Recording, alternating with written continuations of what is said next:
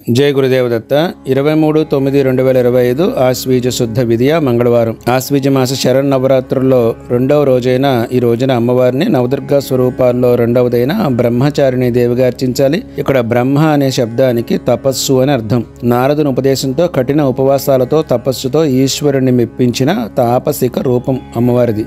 ఈమె అనుగ్రహంతో సాధకునికి మంత్రసిద్ధి, ఆరోగ్యం లభిస్తుంది. సాధకుడి యొక్క స్వాధిష్టాన చక్రం జాగృతమవుతుంది. ఈ రోజు అమ్మవారిని పచ్చని రంగు వస్త్రాలు ధరించి అర్చించి నిమ్మకాయ పులిహార నైవేద్యంగా సమర్పించాలి. గుడికి వెళ్లి దర్శనం చేసుకునేవారు కూడా పచ్చని రంగు అంటే గ్రీన్ షేడ్ వస్త్రధారణ చేస్తే మంచిది. విజయవాడలోని ఇంద్రకీలాద్రి పర్వతంపై వేంచేసి ఉన్న దుర్గాదేవిని ఈ రోజు శ్రీ గాయత్రీదేవి అలంకారంలో అర్చిస్తారు. ఈ రోజు జపించవలసిన బ్రహ్మచారిణీ దేవి ధ్యాన శ్లోకం: ఓం దధానకర పద్మాభ్యాం అక్షమాల కమండలం దేవీ ప్రసీదతు మయి బ్రహ్మచారిణ్యనుత్తమా, లేదా ఓం ఐం హ్రీం శ్రీం బ్రహ్మచారిణీ దేవ్యై నమః.